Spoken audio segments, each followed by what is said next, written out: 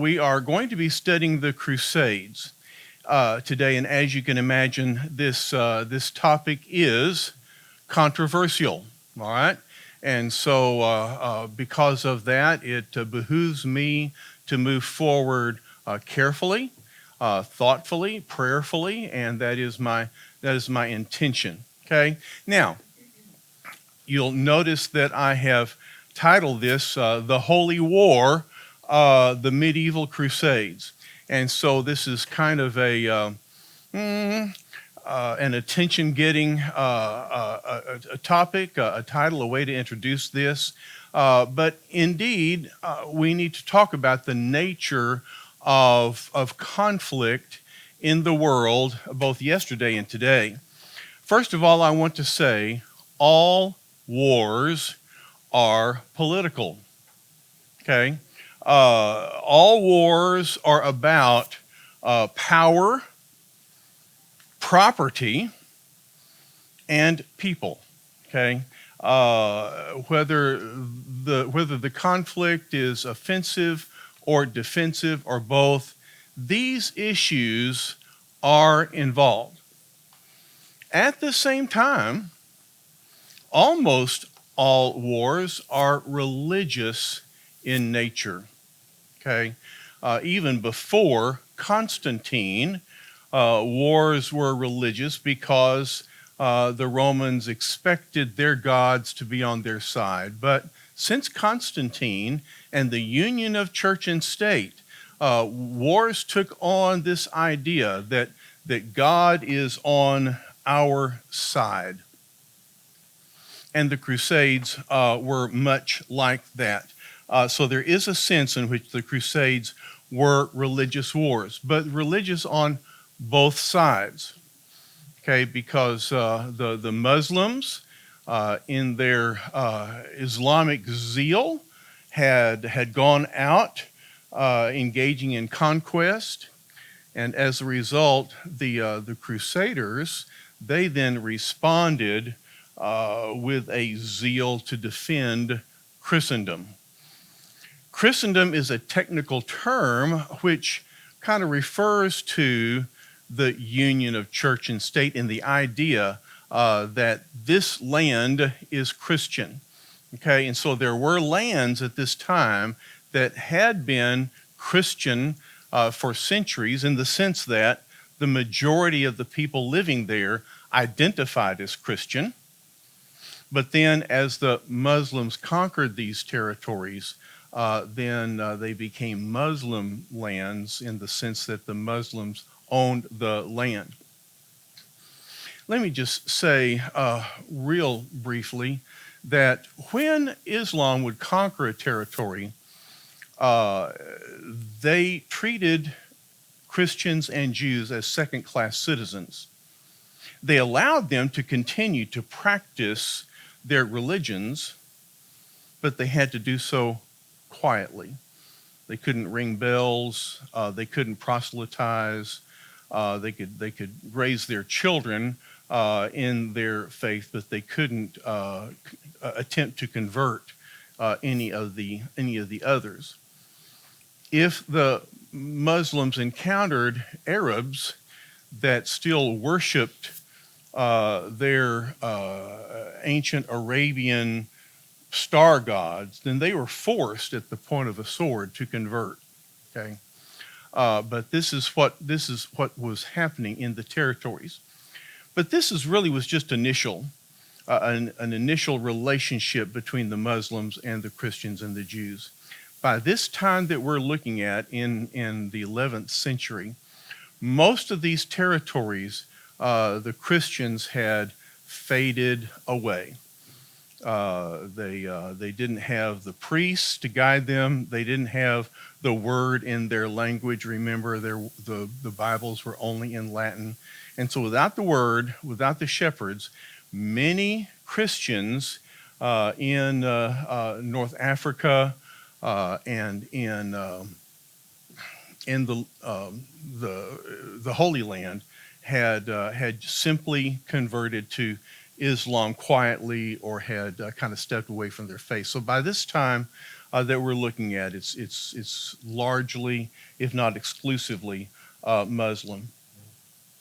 Okay, so the Crusades were religious wars on both sides, but do not overlook the political nature of the Crusades. Okay, well,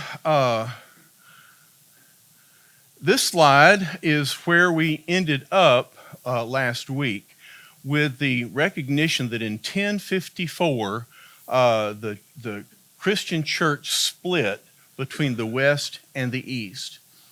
And at least by now, if not before, we can speak of the Roman Catholic Church and the Eastern Orthodox Church. But I'll remind you that this took place in 1054, just 40 years before the events we're about to look at today.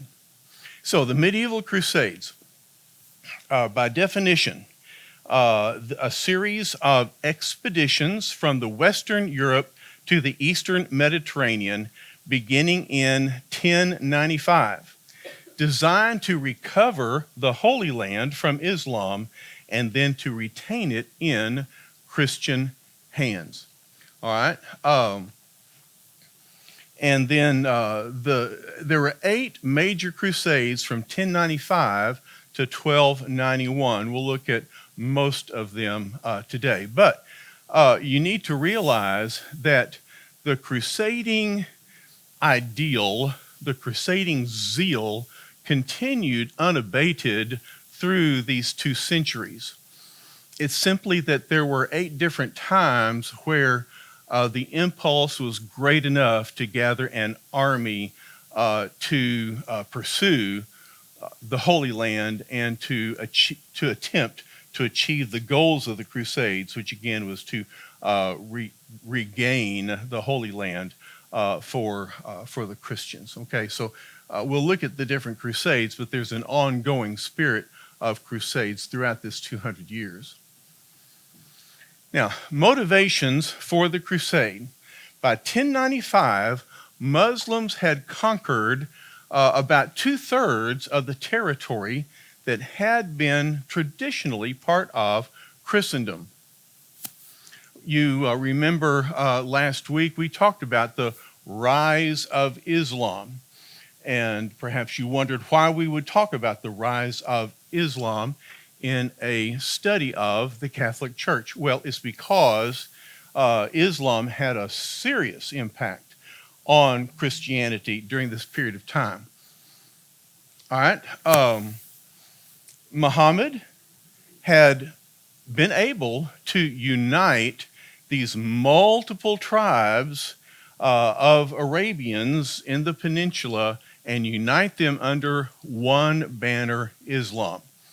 Okay, so truly he was able to use Islam as the cement that held together an empire that became mighty in war.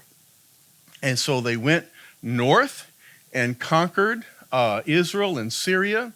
They went east and conquered the ancient territory of Persia, now called Parthia. Then they went west, they conquered Egypt, and then went all the way across North Africa. Even Carthage, which had been the center of Latin theology, the birthplace of Tertullian, Cyprian, and Augustine, the martyrs, Perpetua and Felicitas. The North African church was known as the Church of the Martyrs, but this church yielded to the onslaught of Islam. And then they even went up into Spain, and you remember that it was only in 732 that Charles Martel was able to stop the advance of Islam through Western Europe. This all took place within 100 years, okay? And so then that was 732. 300 years later, then, they were able to have an advance through what we call Turkey. And so here they are, 1095, they're here. They're knocking on the door of Constantinople, which is the capital of the Eastern Empire. A mighty force, unstoppable. The The Eastern Empire by now was not as strong as it had been, and so they were threatened. Um, and if they fell, then that would leave Europe susceptible to the invasion of Muslims because they just, if they conquered the Eastern Empire, then they would be ready to advance onto Europe from the east. Okay, so you can see they're kind of vulnerable from both sides. So we need to realize that the impetus, the motivation for the Crusades was not that the Westerners advanced into the East to take this territory back for themselves. No, it was that the Muslims had conquered this territory and were threatening the very existence of the West. So the Muslims were the aggressors, not the Westerners. But at the same time, the Westerners acted in order to defend their interests. All right? This is a perspective which is rarely heard these days, because these days the media, the historians, they are wanting to put the blame on the West, to say that we were the aggressors. But if you look at the history, that is not so. Now, at the same time, do not hear that I'm defending all of the actions of the Crusaders, because in their response, yes, they were brutal. We're going to be looking at some very reprehensible actions taken by those from the West. I cannot defend them, but I do want it understood that the Crusades took place as a defensive measure against Eastern aggression. At the same time as all this was happening, the knights and the peasants were eager for adventure and wealth. This is a time when feudalism is what is the government that ruled. Land was the significant instrument of wealth, position, and power. And if you were a serf, you were tied to the land. Even if you were a knight, you were tied to the land with obedience to the nobleman who had granted you that land. So the Crusades gave them an opportunity to see other parts of the world and possibly to gain some wealth. All right, so there was a number of motivations. More than that, let's look at this. The Muslims had conquered the Holy Land. They'd gone north. That was one of their first areas of conquest. They conquered the Holy Land, including Jerusalem. And when they entered Jerusalem, they found the Temple Mount barren. Now, we'll remember that in 70, the Romans had conquered Jerusalem to suppress the Jewish revolt, and they'd torn down the temple, just as Jesus had predicted they would. You know the story of Jesus on the Mount of Olives speaking to his disciples. I'm reading from Matthew 24. Jesus came out of the temple. He was going away when his disciples came up to point out the temple buildings to him. Beautiful, beautiful buildings. At this time, King Herod, for all of his flaws, had rebuilt the temple, had expanded the Temple Mount so that it could hold a much larger structure, and he had even covered the eastern front of it with gold, so when the sun came up, it just made the temple just glow with the reflection. Well, it was beautiful, but Jesus said this, "Do you not see all these things? Truly I say to you, not one stone here will be left upon another, which will not be torn down." Okay, and this took place in 70 AD. All of the building was torn down. So, uh, after um, after Jesus' death and resurrection, many centuries later, we have the conversion of Constantine, and we have the union of the Roman Empire and Christianity. So you have a union of church and state, and this lasted for hundreds of years. But even though the church was now dominant in the area, they did not attempt to build anything on the Temple Mount because of what Jesus had said. Not one stone would stand on another. So when the Muslims came and they conquered Jerusalem, they found a blank slate where they could build their own monuments, shrines, and tributes to Muhammad and especially to Allah. There was a legend that they had told about Muhammad in a dream, had mounted his horse and had taken a flying leap from Mecca and landed in Jerusalem. And when he landed, the horse landed on the Temple Mount, struck once, skidded, and then from the second landing headed up into heaven, to the seventh heaven where he met with Allah. And so that made the Temple Mount very holy to the Muslims. And at the spot where the horse first landed, they built the Al-Aqsa Mosque. And then at the place where the horse had leaped up into heaven, they built the Dome of the Rock. And so now the Temple Mount, where the temple had resided, now it's the site of a mosque and the shrine. So the Dome of the Rock, it's a beautiful building, by the way. Probably many of you who have been to Israel have seen it. But it is built over this rock. Well, what is this rock? Okay, this is the place where the ark had rested. This was within the Holy of Holies. Now, during the Roman era, there was no ark. It had been lost during the Babylonian invasion and captivity. Okay, but the first temple that Solomon had built, he'd built it here. The Holy of Holies was here. You can't see it from where you are, but there is a rectangular indention right here, which is believed to be the place where the Ark of the Covenant resided. Okay, so that on the Day of Atonement, when the high priest would come in, this is where the ark was. Well, before that, this was Araunah's threshing floor. Do you remember the story from 2 Samuel? There's a plague that's been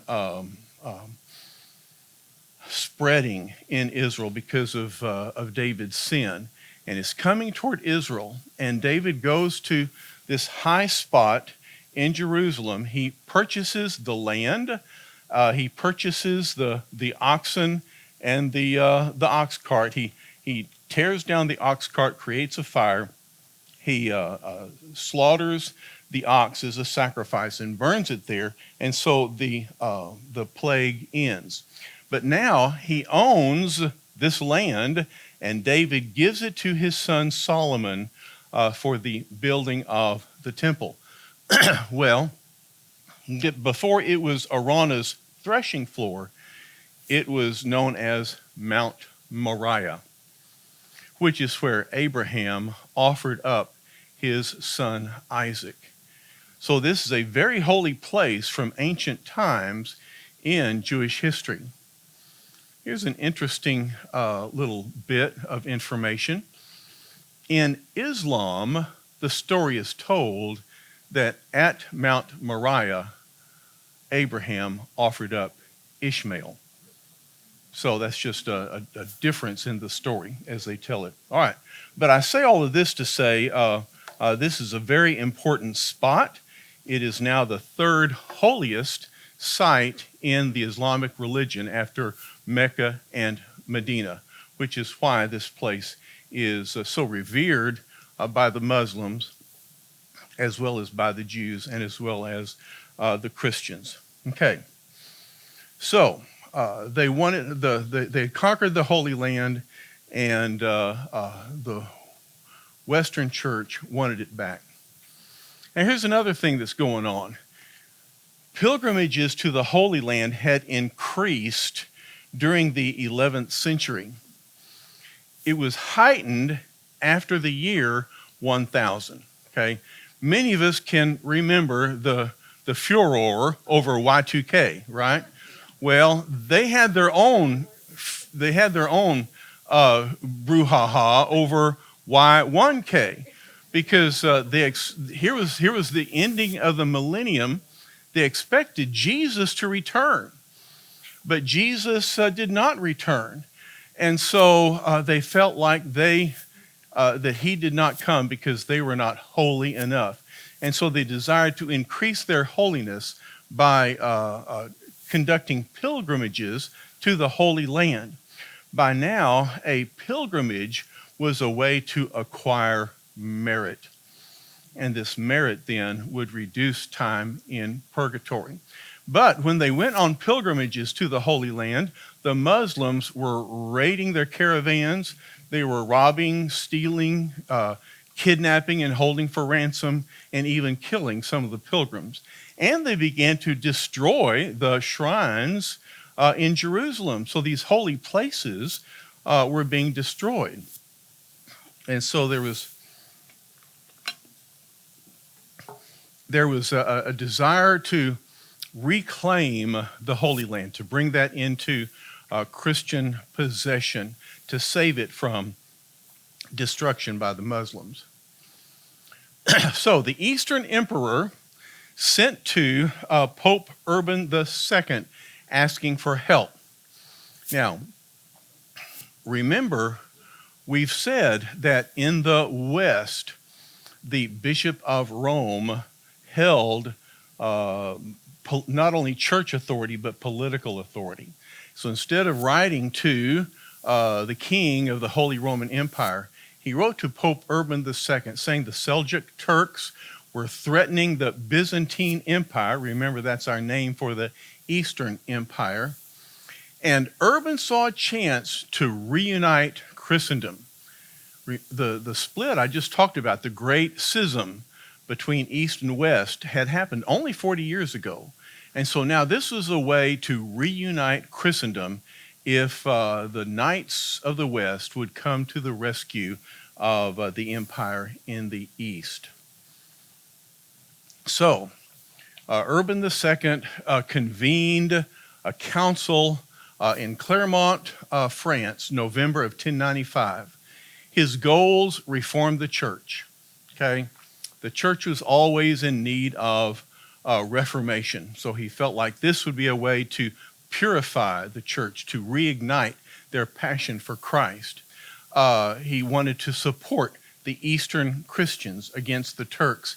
He wanted to liberate Jerusalem from the Muslims. And he made promises to the knights that attended. He said that if you go on this crusade and if you die, I promise you a full indulgence to pardon your sins. This means that whoever died in a crusade would not spend any time in purgatory, but would go straight to heaven. This was a great promise. Even if you didn't die, but the crusade was successful, he promised the knights a plenary indulgence. All right, now, there was another concern these knights had, especially the nobles who had tremendous property. Property was their source of wealth and prestige. And so if they left it, who would protect it?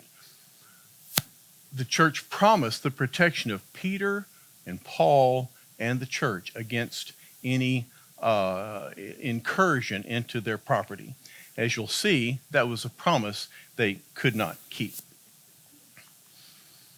The answer was Deus vult, God wills it. And so those who attended the council all rose up in support of this proposition, and so they went out on the crusade. Now, this illustration that dates from the 11th century shows the impulse, the way they understood the crusade. Christ out in front with a two-edged sword in his mouth, holding up the word of God. And notice that the shields, the banners, they all bear the cross. All right, the Latin word for cross is crux, and that's where we get the word crusade. And so the Crusaders felt like they were taking up the cross and going to the Holy Land. So, again, this is a political conflict, seeking property most of all, but also power and people. But at the same time, it has taken on the holy aura of defending the cross. Now, when the time came for departure, there were actually two major groups of Westerners. One was a group of the poor people, the mob, the common people. They weren't part of the knightly system, but they wanted to go to the east and benefit from all of these benefits and promises. And so Peter the Hermit led a mob heading to Jerusalem. Well, this group was not well funded, and so as they traveled, they just came into towns and they just pillaged the town for their food and property. They thought, we're going to fight the infidel Muslims, but look, here's a community of Jews that they considered infidels. We'll just go ahead and slaughter them because that's part of our crusade. Many of them died from plague or famine or just the poor organization that was going on.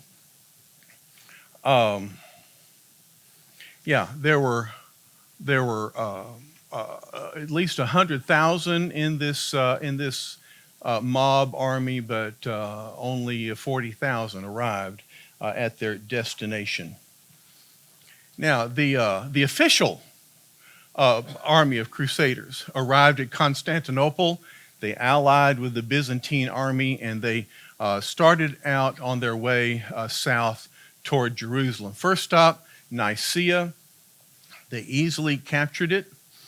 Then the next stop was Antioch. We've read about Antioch in Acts 11, where the church first formed with Gentiles, okay? Antioch sent Saul and Barnabas out on their mission journey. Antioch became a very significant Christian community for centuries. Now it's been captured by the Muslims, but recaptured by the Crusaders. Once they were inside the fortress of Antioch, they heard that a very large Muslim army was on the way, attempting to retake Antioch. And so to prepare for this, they were very concerned about the size of the army. But Peter Bartholomew rose up. He was a French soldier, but he's also somewhat of a mystic. And he said, I had a vision of St. Andrew, the apostle, appeared to me. And he said that somewhere in Antioch is buried the Holy Lance. What's the Holy Lance? It's also known as the Spear of Destiny, okay? And in the Bible, this is the spear that pierced Jesus' side at the cross, okay? And blood mixed with water came down. Well, according to legend, that imbued this spear with magical properties, and it took on a life of its own. Okay. The soldier, by the way, was given a name Longinus, and he was declared a saint because he went around, he converted to Christianity and went around performing miracles. I tell you this, when you go to St. Peter's Basilica, the canopy is at the center of the church, and there are statues at four corners surrounding the canopy, and one of those corners has a statue of Longinus. And supposedly in the base of the statue is a fragment of the Spear of Destiny. But the Spear of Destiny evidently has other fragments as well. But the story went that it was passed down from general to general, each one receiving the gift of invincibility. Even Hitler saw the Spear of Destiny in a museum in Austria and coveted it. And once his troops had conquered Austria, he took it and put it in his museum. The day that the Allies invaded his archive and recovered the spear, supposedly that was the day that Hitler committed suicide, bringing an end to the Nazi regime. So a lot of history, legend attached to this very interesting relic. But back to Antioch, okay? Peter Bartholomew said, if we can just find this holy lance, we will be invincible. Well, they dug trench after trench after trench and never found it. Finally, Peter Bartholomew grabbed a lance, looked around, nobody was looking, and he jumped into a trench. And then he came up and said, behold, I found the Holy Lance, okay? And this discovery generated enthusiasm and zeal and the spirit to thwart the Muslims, and they secured Antioch. Okay. June 12th, 1099, so about 4 years after the Council of Claremont, they see Jerusalem for the first time. But out of nowhere comes a hermit, and this hermit prophesies to them, said, attack tomorrow, the Lord will deliver it to you. Well, in reality, Jerusalem was one of the best fortified cities in civilization at that time. And so the Crusaders had no intention of attacking upon immediately arriving. But nonetheless, the hermit promised them that they could do it. And so they made an attempt, but they had too few ladders. They couldn't scale the wall, so they withdrew defeated. And so then they engaged on a long siege of Jerusalem. Unfortunately, the Muslims, in preparation for their advance, had poisoned all of the water outside the walls, while on the inside the Muslims were well fortified with food and water. The Crusaders needed siege equipment. They needed to build mobile towers, scaling ladders, and catapults. And so in order to survive and in order to create these weapons, they had to transport wood over long distances. Finally, a supply ship arrived at Jaffa, bringing them what they needed. In the meantime, because of their frustration, the Crusaders feuded with each other. They suffered. Many of them deserted. They just gave up the crusade. Many of them died. Okay, so the Crusaders are in disarray. But there was a priest there who had had a vision from Bishop Adhemar. Bishop Adhemar had set out with the crusade, but had been one of the first to die in battle. But now he appeared to this priest and said, purge your sins. March barefoot around Jerusalem, all right, a la Joshua. Fast, and then on the 9th day, attack. So they marched barefoot. They ended on Mount Olivet. They embraced each other. They forgave each other. and they were united once more in their spirit and effort. The siege equipment was built, the weapons prepared. The battle began on July 13, 1099. After 2 days, the weary crusaders considered withdrawal. But look, up on Mount Olivet, there is a knight. He's carrying a shield that reflects the sun, and they are encouraged. Was this an angel? Was this a vision? Was this some knight who had lost his way or decided it was safer up on Mount Olivet? We don't know, but when they saw this knight and the shield, they took it as a good sign, and so they attacked again. This time, as they shot their burning arrows over the wall, the flaming arrows caught the wall on fire, and that distraction allowed them to move their siege towers close enough that they could create a bridge to the wall. The Crusaders crossed over, entered the city, opened the gates, and the Crusaders then flooded in. Now, the story is that this was a very brutal incursion. It said that the blood was so deep it came up to the knees of the horses. Could be an exaggeration, but nonetheless, we can imagine that after this frustration that the Crusaders were very bloody and brutal in their defeat. Jerusalem was sacked, Muslims were slaughtered. The leader of the group was known as Godfrey of Bouillon. He would not take the title King of Jerusalem because that title belonged to Jesus Christ alone.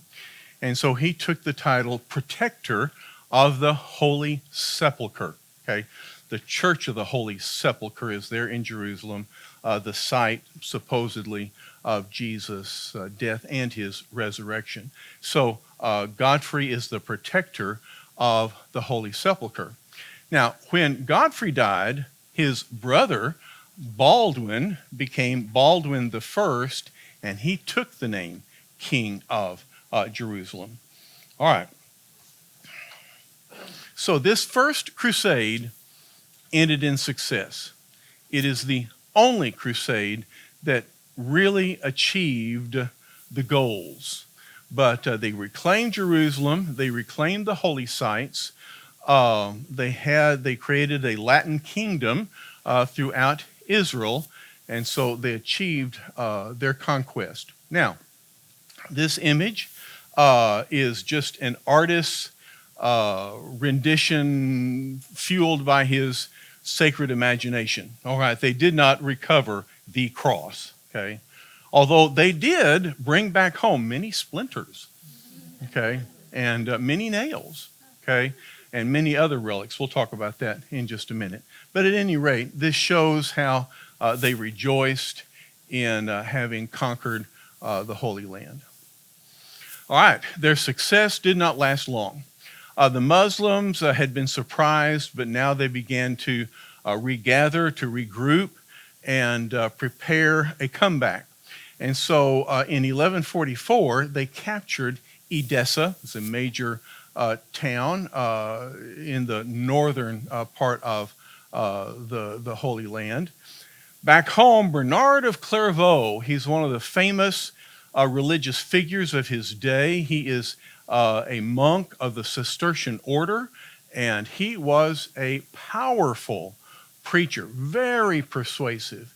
And he went from town to town calling for the knights to gather for a second crusade. So in 1147, German and French armies left for the Holy Land, but they were defeated. They had no success. They were defeated at Edessa and Laodicea and Damascus. And so they returned in disgrace. Bernard, ever the effective, resourceful preacher, just turned it upside down and said, "We failed because you all are sinners. Repent, and we will have success again." All right, so that's the second crusade. Now, In the aftermath of the Second Crusade, and in preparation for the Third, we have a major event in the history of the Crusades. In 1187, a Muslim general rises up. His name is Saladin. And Saladin is a great leader, a general, inspirer, and he rallies his Muslims to attack Jerusalem. All right, the Crusaders have a legion of warriors. They call the Templars, the Knights Templar. Okay, you've seen them with their red crosses, and supposedly they were invincible, but they also were a little arrogant and felt like they could not be defeated, and so they went out to meet Saladin at a place known as the Horns of Hattin. I've seen it. It's a vast plain. It's out in the middle of nowhere. And in the summer, it is extremely hot. And there's no water. And the Crusaders came unprepared. Expecting a quick victory, they found a stout defense, and with no water in the heat, they were utterly defeated. 1187 marks the turning point in the Crusades, and this is the beginning of the end. The Crusaders will never see any major victory after this, and they will see whatever they had gained in the First Crusade is going to be lost piece by piece. First is Jerusalem. Saladin, after the defeat of the Templars, goes to Jerusalem, and after a very brief siege, he enters Jerusalem and captures that major city. Now this then inspires the Third Crusade, often called the Crusade of the Three Kings. Those three kings are Frederick I, known as Barbarossa, the Red Beard. Okay, we have Philip II, known as Philip Augustus, taking upon himself the title of the first Roman emperor. And then we have Richard the Lionheart of England. These three kings lead their armies into the Holy Land. Frederick has a great victory early on, defeating the Muslims at Iconium. But then as they progress back to their camp, they come across a river. Frederick Barbarossa wants to show off how strong he is, even though he's 70 years old. Okay? Now, I'm just a little over that, and I will tell you, I would not try to show off anything. But he tried to cross the river, and he got to the middle of it. He had a heart attack and drowned, leaving his army without leadership. Now, Philip participated in the siege of Acre. This is extremely important. Acre is a port city on the coast of the Mediterranean, and beautiful city, beautiful coast, beautiful Mediterranean Sea, and they were victorious. And so Acre became the headquarters of the Crusaders. Having lost Jerusalem, Acre becomes the center of their headquarters. After he was victorious at Acre, Philip left. He went back to France because England had property that bordered France in the Normandy section, and Philip hoped to take that back for himself while Richard was away at the crusade. All right, so this is where's the church now? Okay, where's the promise of Peter and Paul protecting Richard's property? Okay, it's not there. Don't make promises you can't keep. So Philip is attacking Normandy. Richard then is left by himself. He could not win back Jerusalem, but he did meet with Saladin and negotiated a truce where at least Saladin would allow Christians to have pilgrimages to Jerusalem. All right, then in 1192, Richard sailed for England. He was shipwrecked. Then in Austria, he was kidnapped by Duke Leopold, who held him for ransom. Sent back to England to get the ransom, but Prince John, Richard's brother, was now in charge of England, and he refused to pay the ransom. Finally, some other sources paid the ransom. He returned to England in 1194, settled affairs with John, and began a war against Philip. Okay, so now England is at war with France because Philip was trying to steal away Normandy. At the battle in Normandy, some cook shot a random arrow in the air, which pierced Richard in his neck, and that caused his death. Okay. All of this is the background for a number of stories of Robin Hood and Ivanhoe. And so the best of these is The Adventures of Robin Hood, 1938. Oh my word, Technicolor. Where else are you going to see Robin Hood in green sequins, Little John in yellow tights, and Will Scarlet decked out, indeed, in scarlet. Okay. And lovely Maid Marian, whose ears you never see. But it's a wonderful story. Wonderful. I love it. Kevin Costner, Robin Hood, Prince of Thieves. It's great, except for Kevin Costner. Watch it for Morgan Freeman and Alan Rickman. And then we have Russell Crowe's Robin Hood. This one shows the tale of the arrow killing King Richard. Then Ivanhoe is a little different, maybe a lesser known story, but this is the 1952 version, very colorful and well done. And then this is a more recent made for TV, more recent, it's 1982. It's still quite old. But I watched it just the other night, just so I could say, I watched it. And all of these are available via streaming on Amazon. You probably have to rent them for $3.99, but hey, if you remember Blockbuster, we used to spend that much money renting a video, right? So I just mentioned this because a lot of times we talk about history, but it's nice if we can visualize history. Hollywood, these are all Hollywoodized, okay? So you kind of have to look in between to see the reality. But nonetheless, there you go. There's enough of that. The Fourth Crusade. All right, so after the Third Crusade, Pope Innocent III sent a crusade in thinking, we're not having much luck in the Holy Land. Let's go to Egypt and attack Saladin in his headquarters there. So he sent out his crusaders. But in order to get to Egypt, they needed a fleet of ships. And so they went to Venice to hire ships to take them to Egypt. The Venetian merchants, however, they wanted the Crusaders to go to Constantinople to settle a feud between two competing emperors. Okay, one emperor was favorable to Venice, the other one was not. And so they wanted the Crusaders to help settle this debate in a way that's favorable to them. And then they would take them to Egypt. Well, the Crusaders went to Constantinople. They indeed set the favored emperor back on the throne.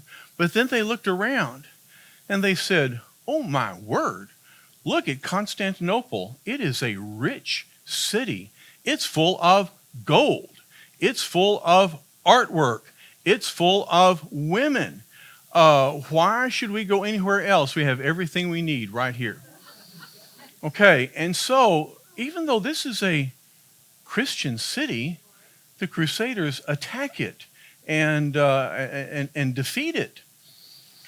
Well, at first, Pope Innocent is furious that they have disobeyed his orders. But then someone said, well, at least now we're reunited with the Eastern Empire. Okay. But that didn't last long. It was in 1261 that the Eastern Empire took it back. So this was a disaster, an utter disaster of a crusade. The Fifth Crusade, still under the auspices of Pope Innocent III, and by the way, in 2 weeks we'll be giving attention to Innocent and other popes. But he issued an order for the Fifth Crusade, and again to attack Egypt.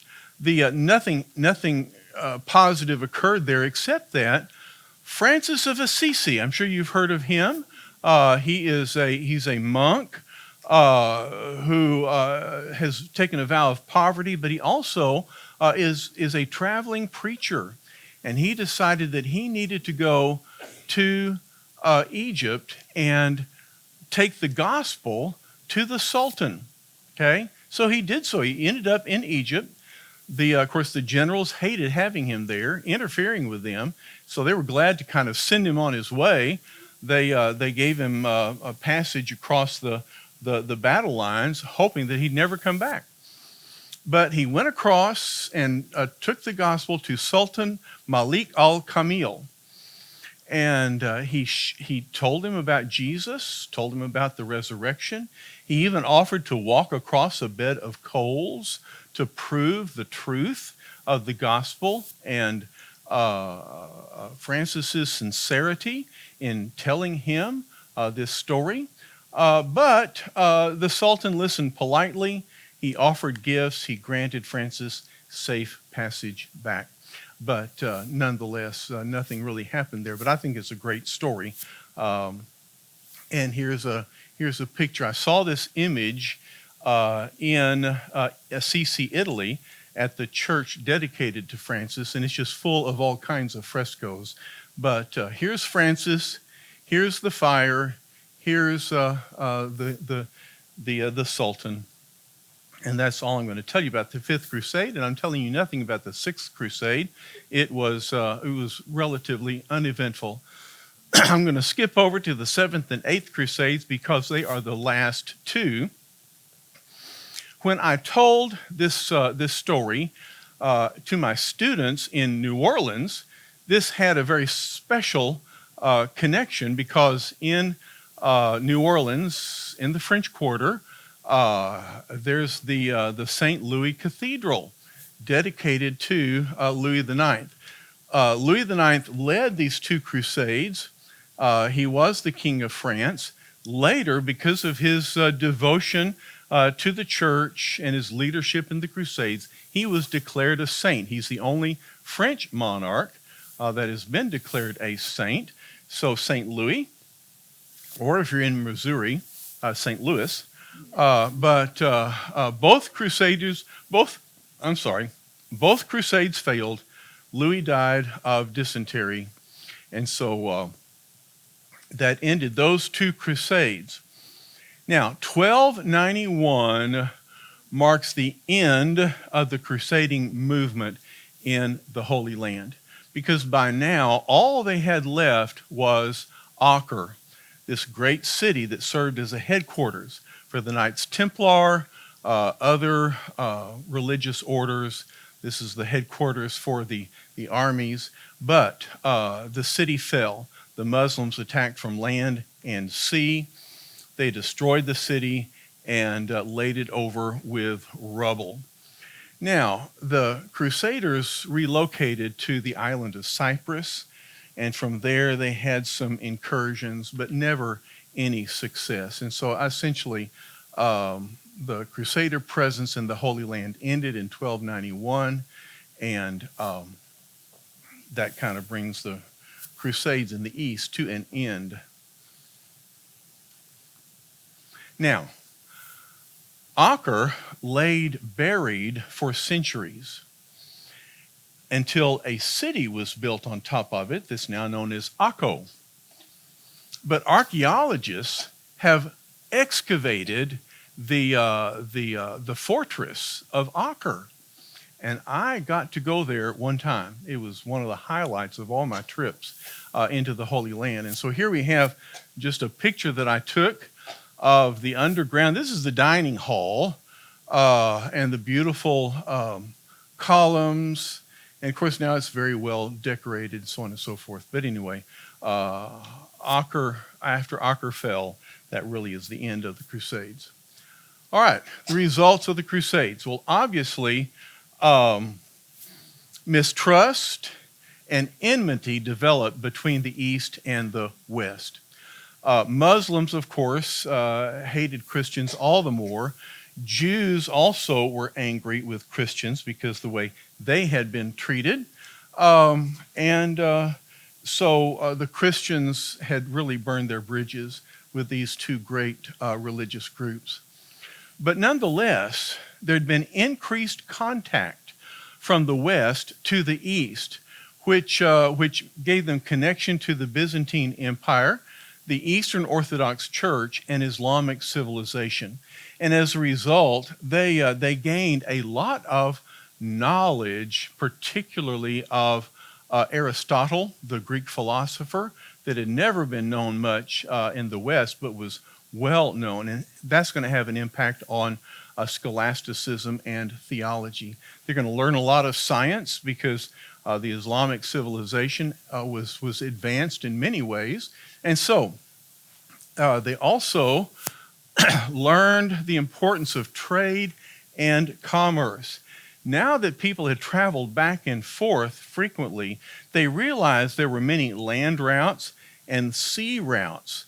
And so that created markets, commerce. There were items, spices, cloths, treasure that was available in the East that could be brought back and sold in the West. There also was a need for banking. The nobles in the West, when they left their property, they needed to have funds in the East. And so banks developed that would lend them credit in the West that they could redeem in the East. So banking, commerce, trade developed as ways for people to gain wealth other than through property. And so this created a new financial system in the West. Now, at the same time, the power and wealth of the papacy increased because the Pope was the one who had the authority to call for a crusade. And often, if a nobleman died and there was no one to take on that property, well, guess who got it? Okay, the church took it over.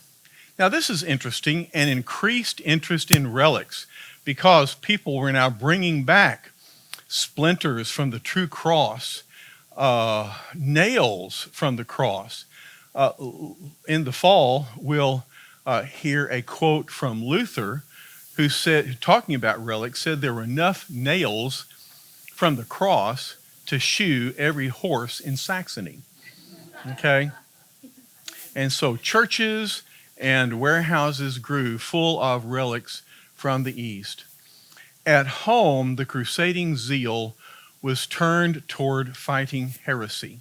There were heresies developing, particularly in southern France, the Albigensians. We'll talk more about them later. But the popes would call for crusading armies to attack these heretics in the south, and they would gain the same benefits that they otherwise would have gained in the East. Okay, so a number of results of the Crusades, many of which were negative. All right, after the Crusades, really the Crusades only delayed the ultimate and inevitable conquest of Constantinople by Muslim forces. So in other words, the Crusades delayed the advance of the Muslims, but their loss and their departure proves the necessity of their intent. Because as soon as they were out of the way, indeed, Muslim forces overran Constantinople, and then they conquered Athens and occupied Greece, thus bringing an end to the Eastern Empire. The Eastern Empire had lasted 1,000 years, longer than the Western Empire. But nonetheless, it comes to an end now. And then Muslim forces turn their attention further west toward Europe. Suleiman the Magnificent conquered Hungary. He reached as far as Vienna and laid siege to that city in 1529.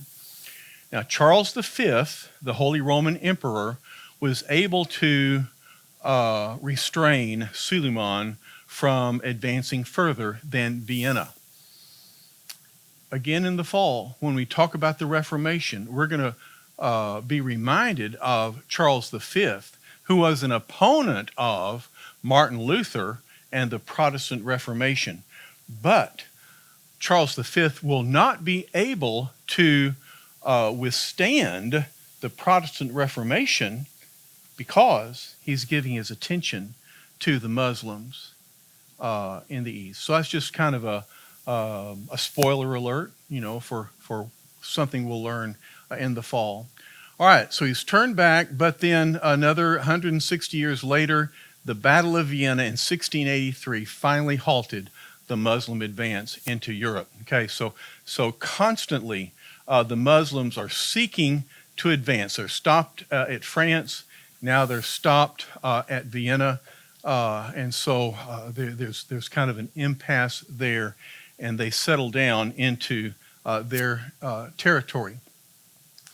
I will say that perhaps the Crusades, by slowing down the advance of the Muslims, enabled the West to strengthen itself to ultimately prevail in the end. Now, here is a map of the Ottoman Empire at 1683. Okay, so you see that they in the north, they're stopped at Austria, but they have all of Eastern Europe, Greece, Turkey, Israel, the Holy Land, what's now Iraq. They still control Egypt and into much of North Africa. What happened to the Ottoman Empire? In the early 20th century, they allied themselves with Germany during World War I. And when they were defeated, then the Ottoman Empire was divided up among the allies that had opposed Germany. And so Britain, France, and Italy, to a small extent Spain, they divided up the Ottoman Empire amongst themselves. We have the French here, the Italian here, the British here, and then the Ottoman Empire has been greatly reduced. The Ottoman Empire still includes Jerusalem until 1948. And so the Muslims, having seen their fortunes drastically reduced in the aftermath of World War I and II, they are building up resentments against the West until on September 11th, 2001, they unleash their aggression at the West and attack the two towers, the Pentagon, and attempt an attack on the White House. All right, so George W. Bush, rallying the American people, makes what is probably an unfortunate misstatement, because he refers to the conflict as this crusade, this war on terror. He's saying that we're going to react and we are going to respond to this terror with military action. But by calling it a crusade, he either intentionally or unintentionally added a layer of religion to the conflict, which was unfortunate because we largely have forgotten the Crusades, but the Muslims will never forget. Okay, and so the conflict continues today, and so Islamic aggression the Western response, how will it end? How can it end? Is there any solution other than continued endless bloodshed? Okay, that is the question, and it is a hope that we can find an answer. All right, where are we? Goodness, just a little bit over. I'll have time for a few questions, but then I'll stay behind later. Yes, ma'am. Well, I understand that some people think Erdogan wants to bring back the Ottoman Empire. That's his goal. So Okay. it sounds like some of the rhetoric that he says that it sounds like Mhm. it might be true. Yeah, she's asking about Erdogan, who is the current president in Turkey, and perhaps he's trying to revive the Ottoman Empire. I will say that he certainly has strong antagonism against America and against Christians. Turkey is still an Islamic state, which means that it's not illegal to be a Christian. But it does mean that there's still persecution against Christians.